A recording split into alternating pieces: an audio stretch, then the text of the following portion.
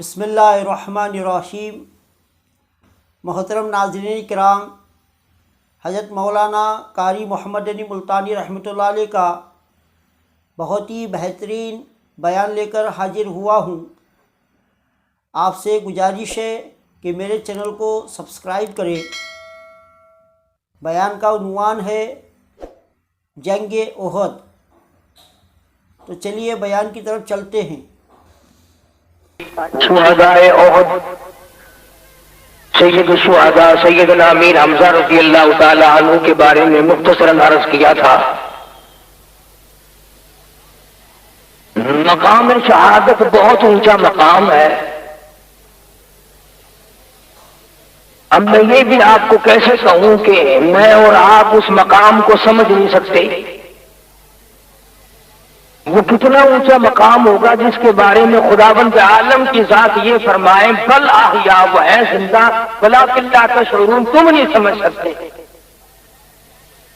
اب خدا کی ذات جب یہ فرما دے کہ تم سمجھ نہیں سکتے تو پھر کون سمجھ سکتا ہے؟ بہرحال بڑا اونچا مقام ہے۔ قرآن کریم میں جہاں کامیاب گروہوں کا ذکر فرمایا وہاں بھی مقام شہادت کو ساتھ رکھا ہے۔ نبیین اور صدیقین کے بعد شہداء کا درجہ بیان فرمایا۔ حدیث میں ہے کہ اللہ تبارک و تعالیٰ جل شانہ قیامت کے دن اپنے تخت پر متمکن ہوں گے، لوگ آئیں گے، جزا سزا ہو رہی ہوں گی، شہید بھی آئیں گے۔ اللہ پاک شہیدوں کو فرمائیں گے کہ جاؤ میں نے تم کو جنت عطا کر دی۔ علماء کرام نے لکھا ہے کہ شہید وہیں ٹھہرے ہوں گے۔ پوچھا جائے گا کیوں ٹھہرے ہوئے ہو؟ کہ ہماری مرضی کے مطابق درجہ نہیں ملا۔ جاؤ تمہیں جنت کے اندر سرخ یاقوت کے مکان مل گئے، سبز یاقوت کے مکان مل گئے، سونے چاندی کی اینٹوں کے محلات تمہیں عطا کر دیے گئے۔ لیکن شہداء موجود ہیں۔ حق سبحانہ و تعالیٰ کی طرف سے اعلان ہوگا کہ تم خود اپنا مطالبہ پیش کرو، کیا چاہتے ہو؟ شہید کہیں گے الہی ہم نے اپنی جان کی بازی ہرگز اس لیے نہیں لگائی تھی کہ ہمیں سونے چاندی کی اینٹوں والے مکان ملے، ہم نے خون اپنا جو بہایا وہ اس نیت سے نہیں بہایا تھا کہ ہمیں دودھ کی شہد کی نہریں ملیں گی۔ پھر خود کہو کیا چاہتے ہو؟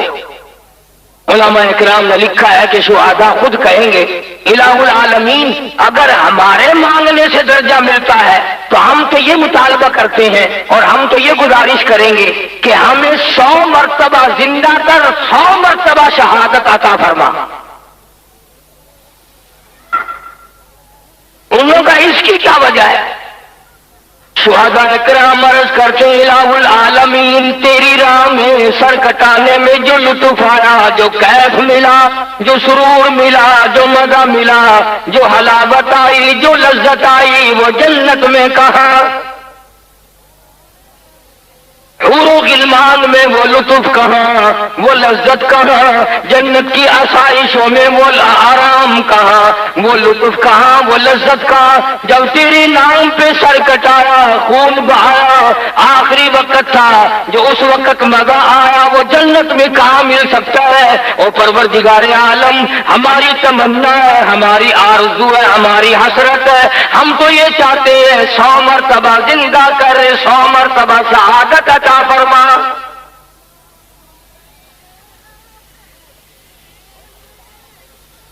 اور یہ بات صرف شہیدوں کی نہیں، محمد عربی صلی اللہ تعالی علیہ وسلم کے الفاظ حدیث پاک میں نقل کیے گئے۔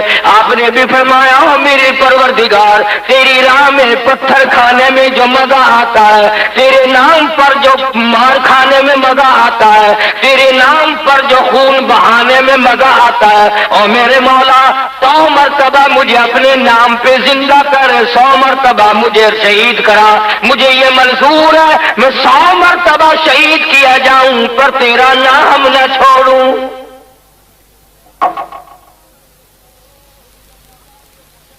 اسی لیے اللہ پاک جل شانہ نے فرما دیا او لوگوں ولا قولوا لمن يقتل في سبيل الله اموات.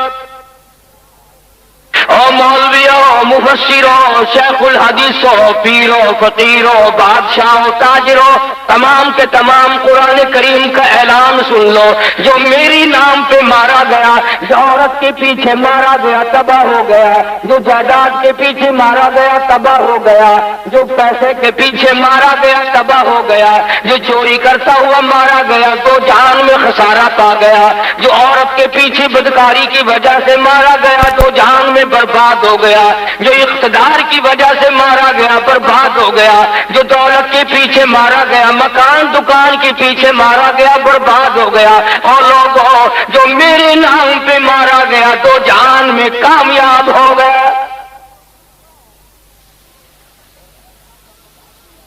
اور ایسا کامیاب ہوا کہ اس کی اتنی عظمت بن گئی، اتنا اکرام بن گیا. اللہ فرماتے ہیں جس طریقے سے بھی کوئی مرے آخر مردہ کہو گے. بخار سے مرے، نمونیے سے مرے، ہیضے سے مرے، کپے دق سے مرے، کسی حال میں بھی مرے آخر مردہ ہے. لیکن فرمایا لوگوں، تو میرے نام پہ مرا ہے، تمہیں اجازت نہیں کہ تم اسے مردہ کہو. یہ اتنی شان پا گیا، اتنا اکرام پا گیا، اتنی عظمت پا گیا کہ اب تم اس کو مردہ نہیں کہہ سکتے. بل احیا، خدا کہتا وہ زندہ ہے، ایسا زندہ ہے کہ موت نہیں آئے گی. ولکن لا تشعرون، تم ان کی زندگی کو نہیں سمجھ سکتے. الہ العالمین جب قبر میں دفن کیا، کفن پہنایا، نماز جنازہ ہم نے ہوتی دیکھی، ہم نے سب کچھ ہوتے دیکھا، بھی مردہ کیوں نہ کہے. فرمایا وَلَا تَحْسَبَنَّ الَّذِينَ قُتِلُوا فِي سَبِيلِ اللَّهِ أَمْوَاتًا. چلو ہم زبان سے نہیں کہیں گے، دل سے تو آخر ہم ان کو مردہ جانیں گے، وہ ہیں بھی مردہ. قرآن کہتا نہیں، تمہیں دل سے سوچنے کی بھی یہ اجازت نہیں کہ وہ مردہ ہے. بل احیاء عند ربهم يرزقون. وہ ایسے زندہ ہے، خدا کہتا ہے ٹھیک ہے، بیوی کی پکائی ہوئی نہیں کھاتے، بیٹی کی پکائی ہوئی نہیں کھاتے، بہن کی پکائی ہوئی نہیں کھاتے، رشتہ داروں کی پکائی ہوئی نہیں کھاتے، ہوٹل کا کھانا نہیں کھاتے، کسی اور لنچ کی جگہ کا کھانا نہیں کھاتے. فرمایا عند ربهم يرزقون، وہ کھاتے ہیں، میں خدا ان کو کھلاتا ہوں. اور سوال کرو، الہ العالمین کھانا تو قید میں بھی ملتا ہے، جیل خانے میں بھی ملتا ہے، اس طرح سے تو ان کا حال نہیں بنا ہوا. فرمایا نہیں، فریحین، وہ کھانے میں، پینے میں، رہنے میں بڑے خوش ہیں. بما آتاہم اللہ من فضله ويستبشرون بالذين لم يلحقوا بهم من خلفهم ألا خوف عليهم ولا هم يحزنون. وہ اللہ میاں سے التجا کرتے ہیں، الہ العالمین یہ ہماری موت، یہ ہمارا آرام، یہ ہماری آسائش، یہ ہماری راحت، یہ ہماری فرحت، یہ جو ہمیں یہاں موت ملی ہوئی ہے، ہمارے پچھلوں کو بھی بتا دے وہ چارپائی کی موت سے بچ کر شہادت کی موت مرے. انہیں بتا، انہیں اطلاع کر ہماری موت کی. ہم بڑے سکون سے ہیں، ہم بڑے راحت سے ہیں. چنانچہ یہی وجہ ہے کہ محمد عربی صلی اللہ علیہ وسلم کے صحابہ کرام خوشی خوشی جبرن نہیں، جان دینے کے لیے دعائیں مانگا کرتے تھے. مدینہ پاک میں ایک جنگ کا اعلان ہوا، اللہ پاک سب کو زیارت نصیب فرمائے. جنگ کا اعلان ہوا اور جنگ بھی بڑا عظیم کہ 6 لاکھ فوج آئی کافروں کی مدینے پہ حملہ کرنے کے لیے، مقابلے کے لیے جانا ہے. नहीं कि पुलिस घरों से पकड़ पकड़ के लाई हो लोगों को, चलो तुम्हें जाना पड़ेगा, तलाश करना पड़ा हो। खुदा की कसम, निगाह नबूवत ने इनको ऐसा रंगा, बाप बेटा लड़ रहे हैं मदीने में, बाप कहता मैं जाऊंगा, बेटा कहता है मैं जाऊंगा। ऐलान ये था कि घर से एक आदमी निकले। आखिरकार बाप बेटे ने कुर्रानंदाजी की कि जिसका कूड़ा निकले वो जाए। बेटे के नाम निकल आया। बूढ़ा बाप बैठ के रोने लगा। बेटा के बेटे को कहने लगा, अल्लाह वास्ता अपना नंबर मुझे दे दे, तू तो अभी जवान है, तुझे फिर कभी मौका मिल जाएगा, मैं बूढ़ा हूं, मुझे शहादत की मौत पाने दे।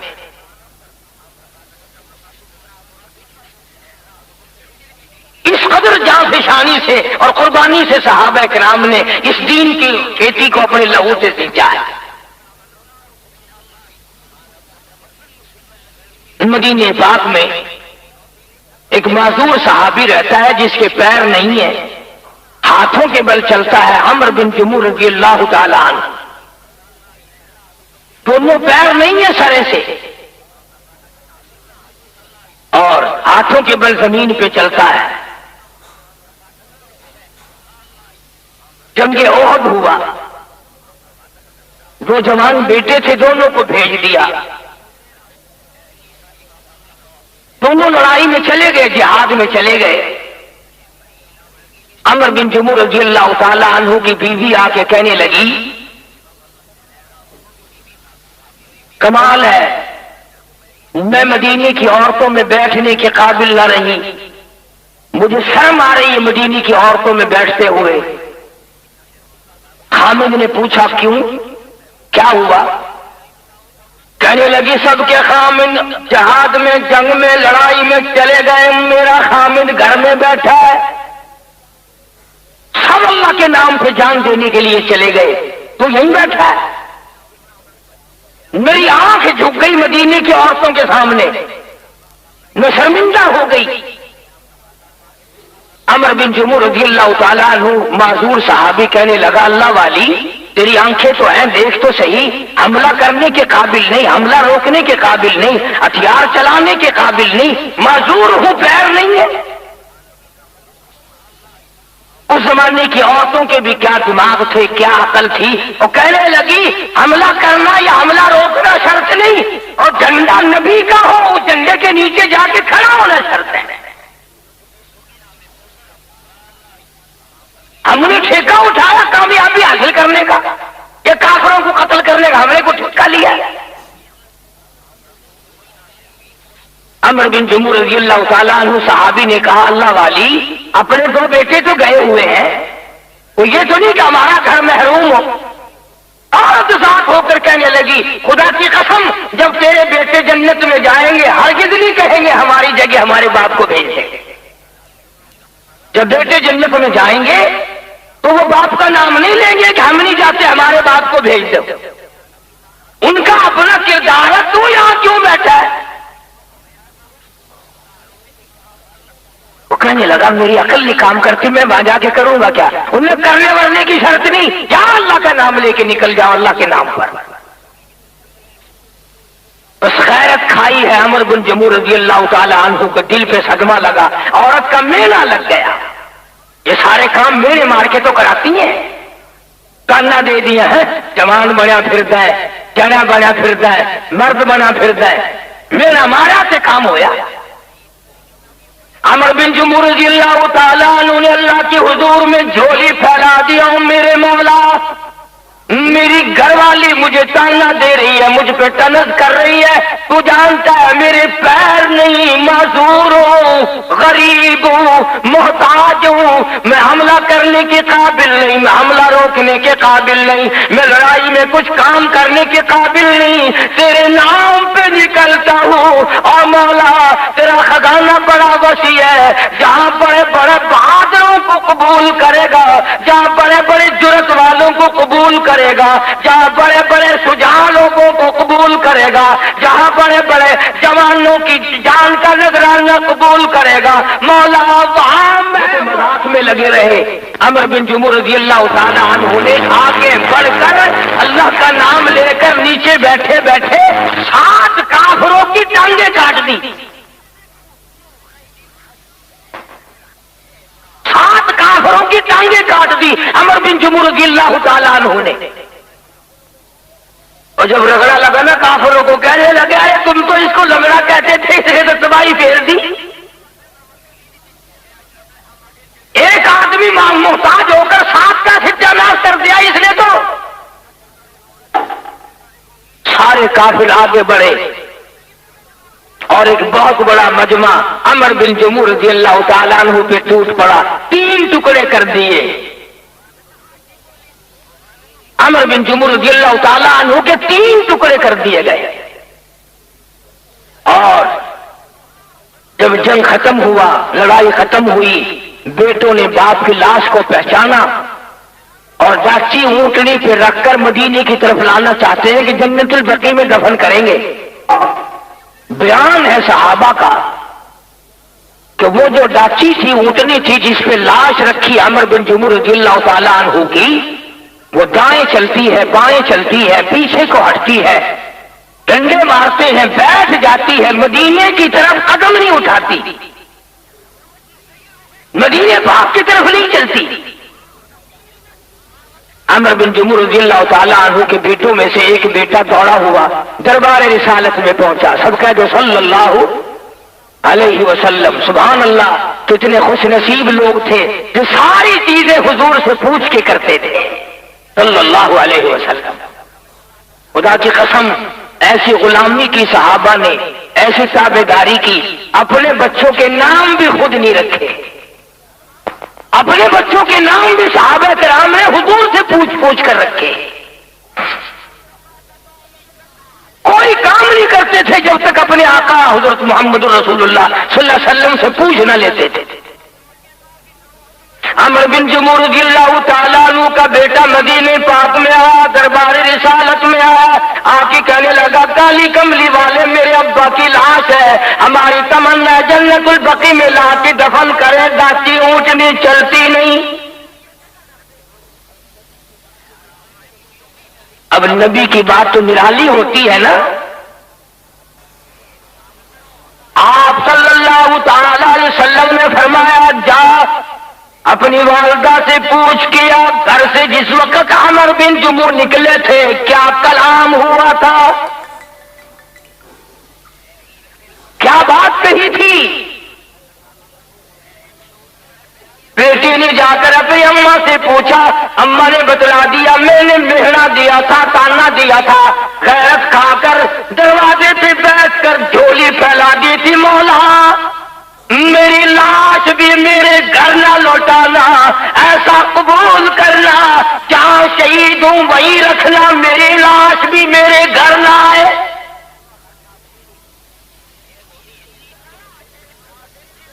بیٹے نے جا کر حضور کریم صلی اللہ علیہ وسلم کو بتایا کہ جی یہ دعا مانگی تھی، فرمایا اللہ نے قبول کر لی، تم بھی اگر لے کے چلو گے پھر بھی نہیں چل سکو گے، وہیں دفن کرو۔ عرض کرنے کا مقصد یہ کہ یہ لوگ اس بات کے متلاشی تھے، جستجو میں رہتے تھے کہ کم موقع ملے میری گردن ہو اور تیرا حکم ہو۔ ہم تو خدا کے حکم کے سامنے معمولی مرضی بھی چھوڑنے کو تیار نہیں۔ شیطان کہتا ہے کہ نماز پڑھ کے کیا ملے گا، خدا کہتا ہے نماز نہیں پڑھے گا تو جہنم کے انگارے ملیں گے۔ اب شیطان کی مانی رحمان کی ٹکرا دی۔ شیطان کہتا ہے جھوٹ بولو گے تو اتنی کمائی ہو جائے گی، رحمان کہتا ہے سچ بولو گے تو میں اس تھوڑے میں برکت ڈال دوں گا۔ شیطان کہتا ہے فنکاری کرو گے تو بڑا دولتمند بن جائے گا، رحمان کہتا ہے اگر تھوڑے پہ صبر کرے گا اور حلال مانگے گا، حلال کھائے گا، میں تیری موت سے لے کر قبر اور حشر تک سارے نظام میں برکت ڈال دوں گا۔ چنانچہ یہ ایسے لوگ تھے، سیدنا حنظلہ رضی اللہ تعالی عنہ صحابی ہے، نوجوان ہے، شادی ہوئی، پہلی رات ہے، دلہا دلہن گھوٹ کمار پہلی رات سوتے ہوئے نہیں، پہلی رات سوئے ہیں، عمر بھر کی تمنائیں پوری ہوئی، عمر بھر کی حسرتیں ہیں، آرزویں ہیں، جوانی ہے، شباب ہے، حسن ہے، جمال ہے، میاں بیوی ایک جگہ سوئے ہوئے،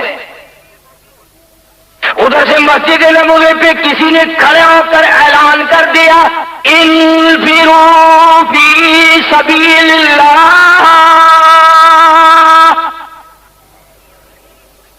نکلو اللہ کے نام پہ، آؤ میدان جہاد میں۔ کفر نے اسلام کو للکارا، مسلمانوں آؤ اسلام کا ساتھ دو، کفر کو مٹاؤ، تؤمنون باللہ ورسولہ وتجاہدون فی سبیل اللہ، آؤ اللہ کے راستے میں آؤ، اپنا سب کچھ لٹاؤ، جان بھی، دین میرا ہو، حکم میرا ہو، گردن تیری ہو۔ سیدنا حنظلہ رضی اللہ تعالی عنہ اٹھے ہیں، اپنی بیگم بیوی کے پاس سے اٹھے ہیں، وہ بھی ساتھ ساتھ اٹھ گئی، سامنے کھڑی ہے، یوں خاموش نگاہوں سے حضرت حنظلہ اس کی طرف دیکھ رہے ہیں، گھر والی کے چہرے کو دیکھ رہے ہیں، اس کے چہرے پہ کیا آثار ہے؟ بولے تو ہے نہیں، آخر وہ بھی تو صحابیہ تھی، تو میرے تیرے جیسا کلمہ تو نہیں پڑھتی تھی، زبان پہ کلمہ پیٹ میں پاپ، زبان پہ کلمہ پیٹ میں حرام، زبان پہ کلمہ آنکھوں میں حرام، زبان پہ کلمہ کپڑا اوپر حرام کا، کمائی حرام کی، رات دن ارادے بدماشی کے، حرام خوری کے۔ سیدنا حنظلہ رضی اللہ تعالیٰ عنہ کی گھر والی کہنے لگی، او حنظلہ، جو کچھ خاموش نگاہوں سے کہنا چاہتے ہو میں تاڑ گئی ہوں، میں جان گئی ہوں، میں سمجھ گئی ہوں۔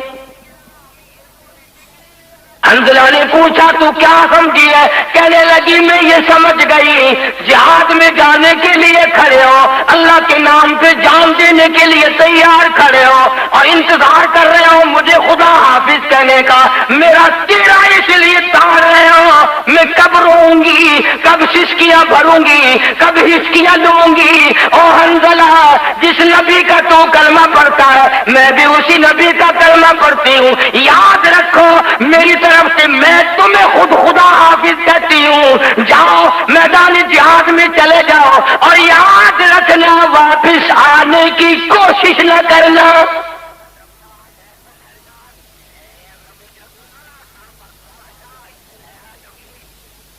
کیا بات ہے حنظلہ کی بیوی، تمہارا آپس میں پیار نہیں؟ نگا نہیں بڑھا ہے، تمہاری محبت نہیں ہوئی میاں بیوی کی؟ نے کہا بہت ہے۔ تمہارا مزاج نہیں ملا کہ کیوں نہیں ملا؟ پھر کیا بات ہے، کیوں کہتی ہو واپس نہ آنا؟ اللہ کے نام پہ جان دینے کے لیے چلے ہو، واپس نہ آنا کیوں کہتی ہو؟ اپنے خامن کے شہید ہونے کی دعا کر رہی ہو؟ نے کہا ہاں، کس لیے؟ کہنے لگے میرا ارادہ یہ ہے، میری تمنا ہے، میری آرزو ہے، میری حسرت ہے، میری عمر بھر کی یہ جستجو ہے کہ میرا خامن اللہ کی راہ میں شہید ہو اور قیامت کے دن جب میری پیشی ہو اللہ پاک مجھ سے پوچھے گا او حنظلہ کی بیوہ تو دنیا سے کیا لائی؟ میں عرض کروں گی لائی اور میرے پلے کچھ نہیں، اتنی سی بات ہے دنیا میں لوگ مجھے ایک رات کے شہید کی بیوہ کہہ کر بلایا کرتے تھے، ایک رات کے شہید کی بیوہ کہہ کے مجھے بلاتے تھے۔ میں اللہ کے سامنے اپنا یہ عذر پیش کروں۔ چنانچہ سیدنا حنظلہ رضی اللہ تعالی عنہ، کچھ عورت نے بات کی، کچھ اپنا جذبہ تھا، قرآن کی ایک آیت کا ایک کلمہ سن کر حضرت حنظلہ کو نہ پہلی رات یاد رہی، نہ دلہن یاد رہی، نہ بیگم یاد رہی، نہ دنیا کی زندگی آسائش اور آرام یاد رہا، بلکہ جو غسل جنابت کرنا تھا وہ بھی بھول گئے۔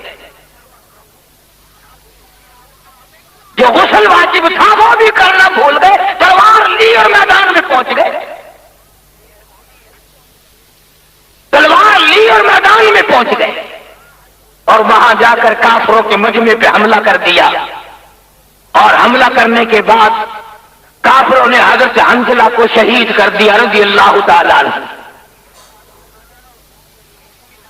جہاد کے بعد، جنگ کے بعد جب لاشوں کو جمع کیا گیا تو حضرت حنظلہ کی لاش نہیں ملتی، حضرت حنظلہ رضی اللہ تعالیٰ عنہ کی لاش نہیں ملتی۔ صحابہ پریشان ہیں، خود نبی کریم صلی اللہ علیہ وسلم بھی پریشان ہے کہ میرے حنظلہ کی لاش کیوں نہیں ملتی۔ لیڈروں کی نیت کچھ بھی ہو، میں سیاسی بات نہیں کرتا، مجھے کیا غرض پڑی، فلانا ایماندار تھا، فلانا بے ایمان تھا، فلانا اخلاص کے ساتھ تھا، وہ جیسے ہوں گے ان کا اللہ جانتا ہے، وہی ان کے ساتھ سلوک ہو جائے گا۔ بہرحال عوام نے قربانی دی۔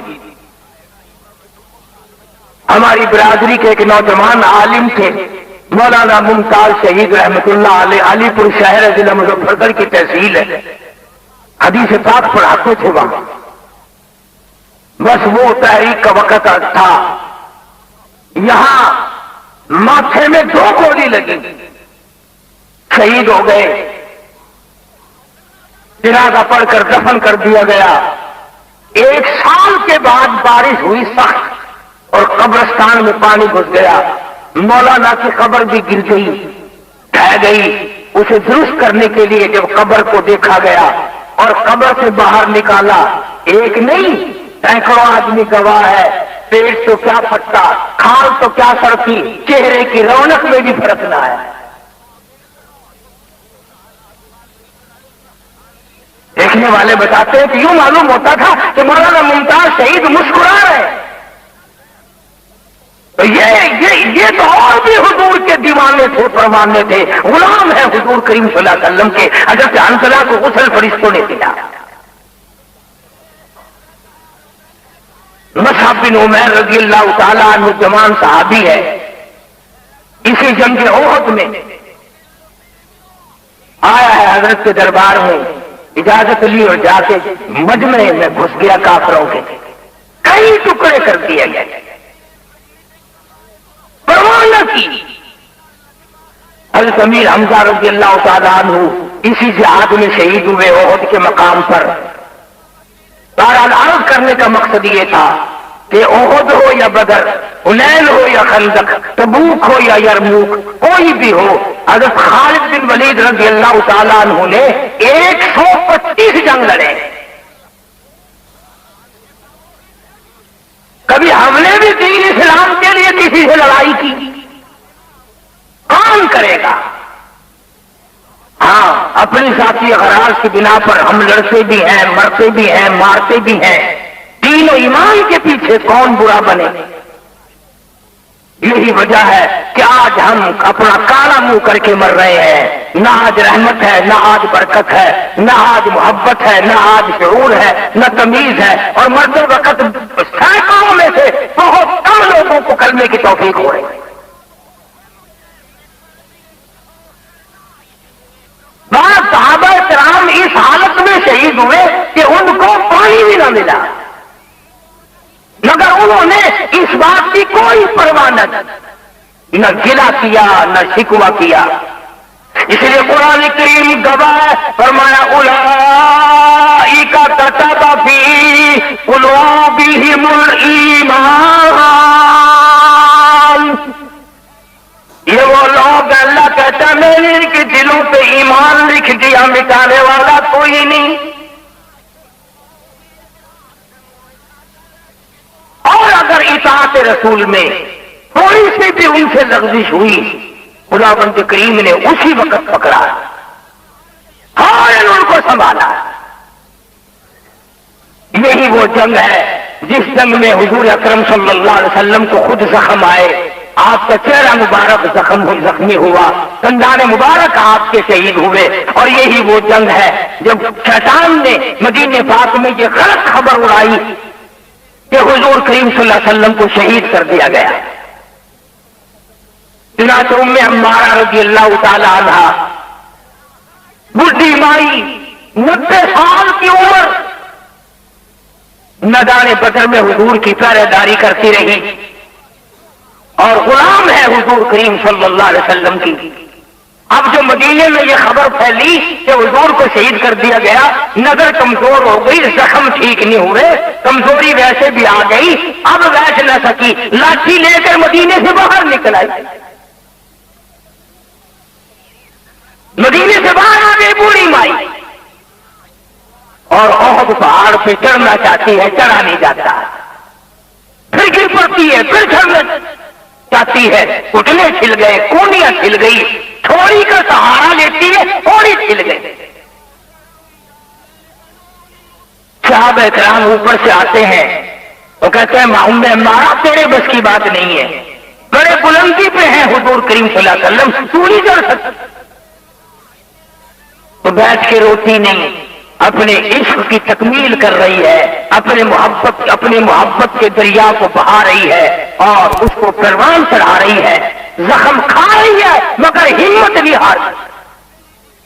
کچھ لوگ آئے تو ان کو بھی یہی کہنے لگی، کہاں چل کر دکھا، کہاں چل کر دکھا مجھ کو صورت کملی والے کی۔ صحابہ کرام نے خبر بھی دے دی، بتا بھی دیا، زخم آئے، آقا مولا مدنی حضور کریم صلی اللہ علیہ وسلم بالکل ٹھیک ٹھاک ہے، مگر 90 سال کی عمر والی بوڑھی مائی کہتی ہے کہاں چل کر دکھا مجھ کو صورت کملی والے کی، کہ ان تاریک آنکھوں کو ضرورت ہے اجالے کی۔ میری آنکھیں حضور کے دیدار کو ترس گئی، میری نگاہیں ترس گئی، میں یہ کیسے خبر سن بیٹھی ہوں، جب تک دیدار نہ کر لوں مجھے چین نہ آئے گا۔ چڑھتی جاتی ہے، چڑھتی جاتی ہے، چڑھتی جاتی ہے، زخمی ہوتی جاتی ہے، صحابہ سہارا دیتے جاتے ہیں۔ اور ایک بات بتاؤں، پہلے بھی ذکر کیا، پھر لطف اندوز ہو جاؤ گے، جب غار سے حضور کریم صلی اللہ علیہ وسلم کو پتا چلا ام عمارہ زخمی ہے، بیمار بھی ہے، کمزور بھی ہے، گرتی پڑتی چلی آ رہی ہے، دیدار کی مستحق ہے، ام عمارہ قربان جاؤں تیرے مقدر پہ، دیدار کرانے کے لیے شہنشاہ کائنات خود تشریف لائے، سامنے تشریف لے آیا، اور کانپتی کانپتی ہانپتے ہانپتے کھڑی ہوئی، اور دونوں ہاتھوں سے محمد عربی صلی اللہ علیہ وسلم کا دامن پکڑا۔ وہ کیسے خوش نصیب ہاتھ ہوں گے جو حضرت کے دامن تک پہنچے، اور دامن پکڑ کے کہتی ہے میرے آقا تیرا کیا حال ہے؟ آپ نے فرمایا ام عمارہ تیرے 4 رشتے دار، تیرے 4 عزیز شہید ہو گئے، مجھے اس بات کا غم ہے۔ کیا بات کہی ام عمارہ نے؟ کہنے لگی مولا آقا سارا جہان رخصت ہو جائے، سارے عزیز و اقربا، ساری آل اولاد رخصت ہو جائے، پرواہ نہیں، آپ سلامت ہے، میرا سب کچھ سلامت ہے، مجھے کوئی کمی نہیں۔ دریائے کرم جوش میں ہے، حضور صلی اللہ علیہ وسلم سامنے ہے، دامن پکڑے کھڑی ہے۔ اب تیرے جیسا میرے جیسا اگر ہوتا تو پتہ نہیں کیا دعا کراتا، بادشاہت کی دعا کراتے، تخت و تاج کی دعا کراتے، دولت مانگتے، فرسٹ کلاس عورت مانگتے، مگر یہ تو حضور کی نگاہ نبوت کی رنگی ہوئی ام عمارہ ہے۔ جب دیکھا نا کہ دریائے کرم جوش میں ہے، کہنے لگی آقا آج تو میرے لیے ایک دعا فرما دو۔ فرمایا کیسی بتا؟ آئے ام عمارہ تو نے کیا مانگا؟ کہنے لگی کالی کملی والے عورت ذات 90 سال عمر ہو گئی، ہوں بھی کمزور، نگاہ بھی کمزور ہو گئی، پر کیا کمی ہے مولا کے خزانے میں؟ آپ دعا فرما دے اللہ پاک مجھے شہادت کی موت عطا فرمائے۔ کیا مانگا ہے؟ کیا مانگا ہے؟ سبحان اللہ، کیا مانگا ہے؟ عورت ہو کر کیا مانگا ہے؟ اور ہم مرد ہو کر اسپتالوں میں مرتے ہیں، ایکسیڈنٹوں میں مرتے ہیں، حادثوں میں، اور 50 آدمی ملک کا ضرور مر جاتا ہے۔ تو تمہاری معلومات کے لیے عرض کر دوں کلمہ پڑھتا ہوا 100 میں 1 مرتا ہے۔ یہ جتنے بھی حادثوں میں مر رہے ہیں تقریباً تمام کے تمام तमाम कंजरी बदमाश बदकार औरतों के गाने या गाते हुए या सुनते हुए मर गए। आओ अपने अंजाम को संभालो, अपने आखिर को बनाओ और ऐसा माहौल को पैदा कर कि मरते वक्त तेरे मुंह से गाने के बजाय कलमा निकल जाए, दुरूद पाक निकल जाए। यह भी कोई इख्तिलाफ की बात है? तुम्हें बात ये भी मेरी अच्छी नहीं लगती। मेरी तो तमन्ना है हर आदमी कलमा पढ़ता हुआ जाए, हर आदमी दुरूद शरीफ पढ़े और उधर दम निकल जाए, हर आदमी की जुबान पे कुरान हो और उधर दम निकल जाए। मगर मेरे कहने से क्या बनता है जब तक तुम्हारे दिलों की उमंग ना हो, दिलों की चाहत ना हो, दिलों की आरज़ू ना हो, दिल की हसरत ना बन जाए। कम से कम इसके मुकाबले में भी ये तमन्ना हो जाए कि मेरा बेटा डीसी हो, मेरा बेटा कमिश्नर हो, मेरा बेटा गवर्नर हो, मेरा बेटा इतनी चोरी करे कि दौलत से घर भर ले, मेरे बेटे का महल बन जाए। इतनी ये तमन्ना कम से कम इसके मुकाबले में ये तमन्ना कर ले कि मेरा दम निकले तो मुझे कलमा मिल जाए। उसने हमारा ने अर्ज कर दिया और हुजूर करीम सल्लल्लाहु अलैहि वसल्लम ने दुआ फरमा दी। बहुत पहाड़ पे खड़े खड़े जख्मी थे, खून फूकते फूकते आपने दुआ फरमा दी। अब इसका यह मतलब नहीं कि मैं हमारा घर आकर पांव पसार के पड़ गई, बस जी हुजूर ने दुआ फरमा दी, क्योंकि नबी की दुआ से बढ़कर किसी की दुआ हो सकती है। और नबी की नहीं, नबियों के नबी की दुआ, रसूलों के रसूल करीम सल्लल्लाहु अलैहि वसल्लम की दुआ, भी अल्लाह के पाक पैगंबर ने दुआ फरमा दी, बस हो जाएगा काम। और ओहद पहाड़ पे फरमाई और जख्मी हालत में फरमाई, खून फूकते हुए फरमाई। इसके बाद जब भी उम्मे अम्मारा रज़ियल्लाहु ताला अन्हा को मौका मिला ना, जंग का ऐलान हुआ, चल पड़ी, घर से खुद निकली है, अल्लाह पाक पकड़ के नहीं ले गया, फरिश्ते घसीट के नहीं ले गए, खुद निकली है। और उस जंग में खच्चर से गिर के गर्दन टूटी है और उम्मे अम्मारा को शहादत मिली। बहरहाल करने से मिलता है, जो काम पे ना जाए उसकी दिहाड़ी नहीं लगती, और अगर लगती है तो बेईमानी की लगती है। उसकी दिहाड़ी नहीं लगती, उसकी हाजिरी नहीं लगती। इसीलिए मैं अर्ज करता हूं कि हर मोहल्ले की मस्जिद के दरवाजे पे 5 वक्त फरिश्ते लेकर खड़े होते हैं। हमारी गैर हाजिरी पता नहीं कितनी लग गई होंगी, परवाह भी नहीं। इसलिए अपनी जिंदगी को संवारो और अच्छा काम जैसे शहादत है नहीं मिल सकती, उसकी तमन्ना तो करो, उसके दिल में जस्तजू तो करो। अल्लाह पाक मुझे और आपको शुहदाए ओहद की गुलामी नसीब फरमाए और सबका खादिम बनाए और हुजूर करीम सल्लल्लाहु अलैहि वसल्लम के फरमान के सामने गर्दन झुकाने की तौफीक अता फरमाए। व आखिर दावाना अल्हम्दुलिल्लाहि रब्बिल आलमीन।